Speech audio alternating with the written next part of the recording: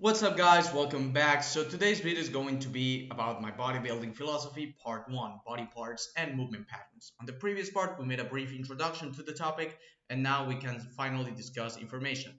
This is not going to contain new topics for intermediate or advanced lifters, but you will still be able to take away a couple of things because I think I offered a different point of view compared to the average guy on YouTube Fitness.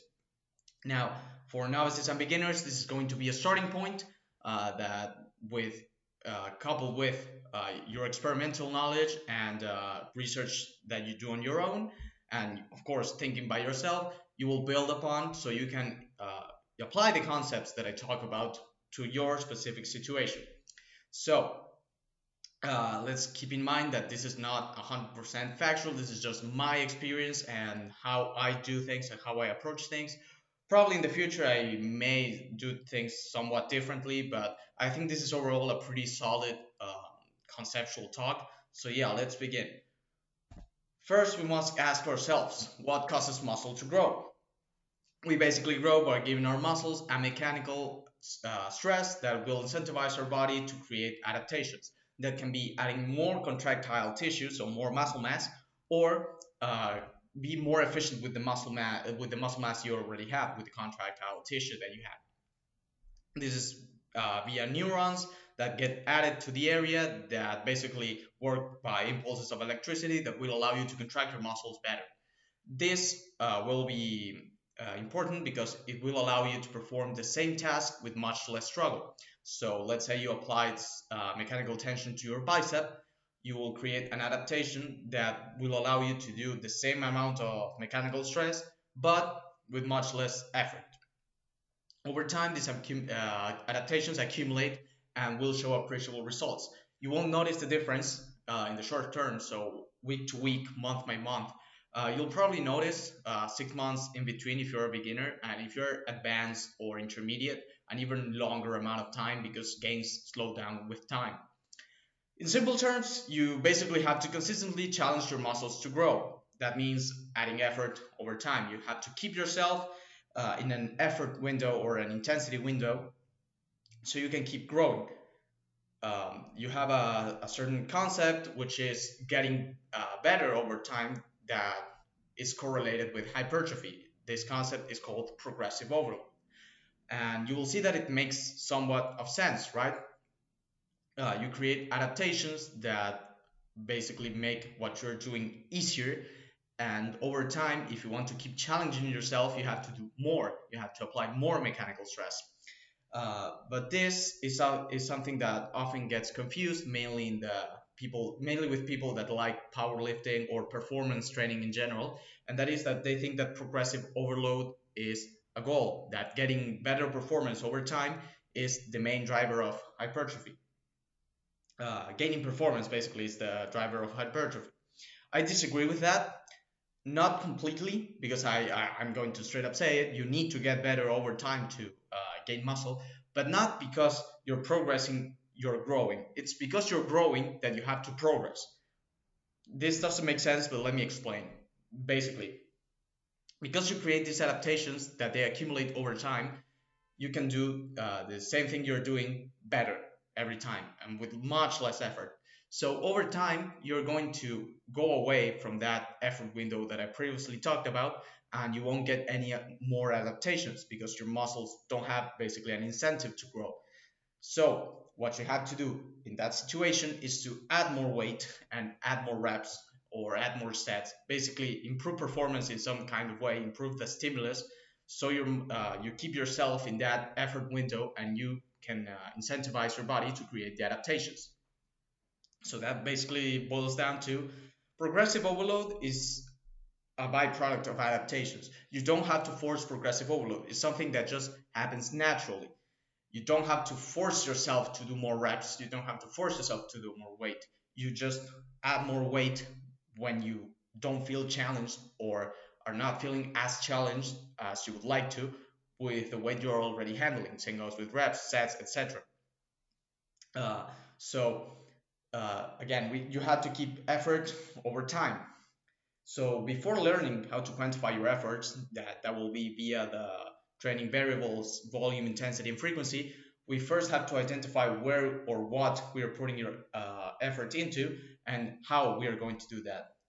Basically, what we want to target and how we are going to target. The what? Muscles and body parts. Of course, muscle growth, surprise, involves growing your muscles. There you have the definition of muscle. And we have a shit ton of muscles, okay? Like individual pieces of contractile tissue. Because we have so many, we bundle muscles together that are in the same area to make things simpler. There you have an example with your back. You wouldn't mention every single muscle of your body. You would say, I just trained my back. The same goes with the chest, with the biceps, with the forearms. And we end up with the following categories, which is upper body, core, and lower body. I separated core because I believe it's a bridge between upper body and lower body. It doesn't go in any of the other two. And basically we have these muscle groups, which are also called body parts or just straight up muscles, to simplify things even more. So yeah, you have their neck, shoulders, biceps, forearms, backs, chest, triceps, abs, obliques, lower back, serratus, glutes, hamstring, quads, abductors, and adductors, and calves. Don't forget about the calves. So how do we target these body parts? Basically, to grow a specific muscle group, you need to do an exercise that applies mechanical tension to that area. Most of the time, you want to use exercises that prioritize that body part, meaning they make it the limiting factor. So, for example, if you want to grow your back, you wouldn't do tricep pushdowns, or you wouldn't do you wouldn't do tricep extensions, right, or ring rollouts. What your abs are going to give out in the last example, your triceps are going to give out in the first and second example. You would want to do something like a pullover or a pull-up that will mainly target your back. The same goes with biceps, for example. People think you can get big biceps by just doing chin-ups. And if you do chin-ups in a fashion that your back gets tired before your biceps, you're not going to grow your biceps that much. Now, if you bias the movement to make the biceps the limiting factor, the thing that gives up first, then you are going to grow your biceps more than your back. But also in some occasions, you want to, or you should, hit that body part indirectly in conjunction with other muscle groups. So this can be said about body parts that you have really good genetics for, so you don't need to really work it out as much because otherwise it's going to look unbalanced. Or for parts that you just simply don't care. Okay, like for example, let's say you don't care about your legs, or for your quads. Let's just say quads. Instead of doing squats, you do something like a deadlift that still targets your leg, but it's not as biased as the squats. What is going to give out is going to be your posterior chain, not your quads, but you're still going to accumulate effort in that specific area. You're still going to accumulate mechanical tension.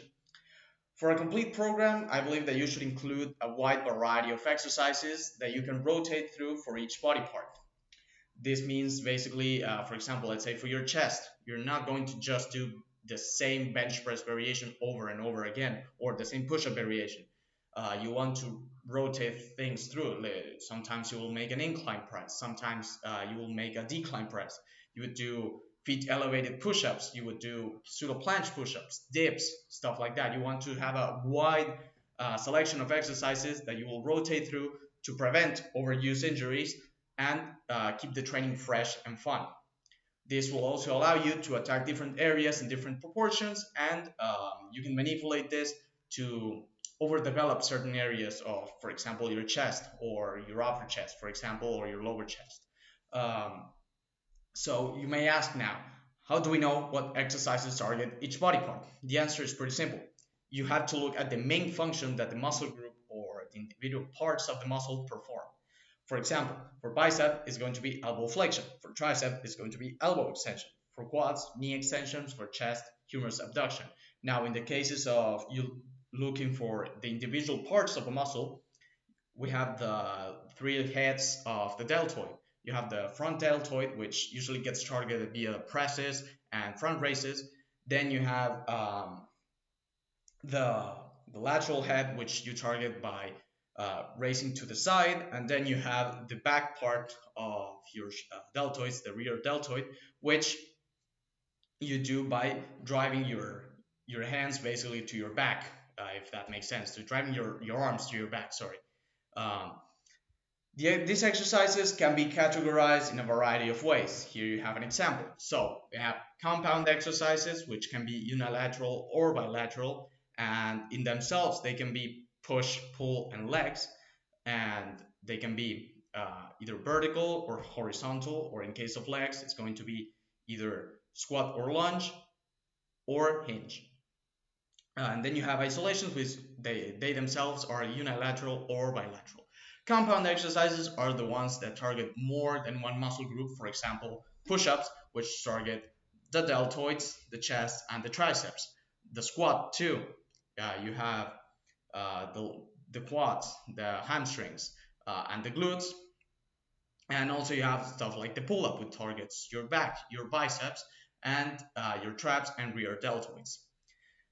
Again, they can be unilateral, for example, one-arm push-ups or one-arm dumbbell press or one-arm military press or lunges or pistol squats, and they can be bilateral.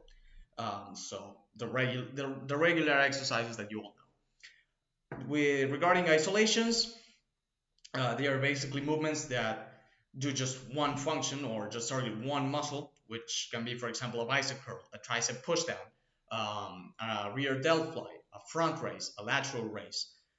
These movements have their own purpose and they're not useless. I'll talk about this right now. Here we have a couple of exercise examples that I talked about. You have for pushing muscles, for pulling, for legs, and then we have for isolation. Now, compounds and isolations, how to use them. They all have their own purpose, okay? It is not something that compounds are not better than isolations, and isolations are not better than compounds. They are just as useful, and they have their own role, okay? Compounds should be the bulk of your program because they are the most efficient in terms of time. If you want to target your pushing muscles, for example, your chest, your shoulders, or your triceps, it's going to be more time efficient to do close grip bench press and then add, for example, something for the extra muscles, than to do front raises, lateral raises, chest flies, and then adding tricep pushdowns, and on top of that, adding an extra isolation exercise for the certain area. Isolation exercises are also important. Again, as I gave in this example, you should only use them for a lagging, understimulated, or neglected area. So for my torso dominant lifters out there, or for people that have really long arms, they have to put a lot of size to their arms to make the illusions work. You basically will add an extra isolation work or superset them with something else at the end of following the compound movements. For example, you want to grow your biceps, you would do chin-ups, right? Or you would do a one-arm chin-up variation. Then you would do some rowing stuff, and then at the end you add 4 to 6 sets of biceps, be it bicep curls, pelican curls, ring curls, whatever. Or let's say you want to grow your delts, you want to grow your lateral head, you would do something like an OHP and then add lateral raises. Basically, you first hit the muscles with the compounds and then you put the cherry on top with the isolation. Isolation is as important as compounds for your physique, and you should still do them, okay? Don't neglect the isolations. And they are also for areas you want to grow optimally. If you want to grow, for example, your shoulders, you can't just do OHP. You have to grow them by doing face pulls, lateral raises, rear delt flies. Front raises are not that necessary, but you can add them too. And you should have some unilateral work for every muscle group. It should be either compound or isolation to prevent huge imbalances in your physique. This is often what happens when you do a lot of bilateral movements.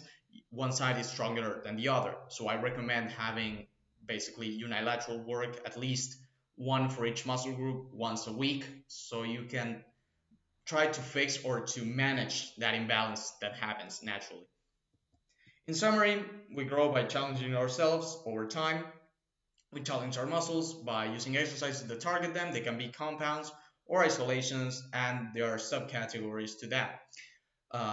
Most of our exercises are going to be compounds, and we add isolations for those areas that are lagging or that we want to grow the most.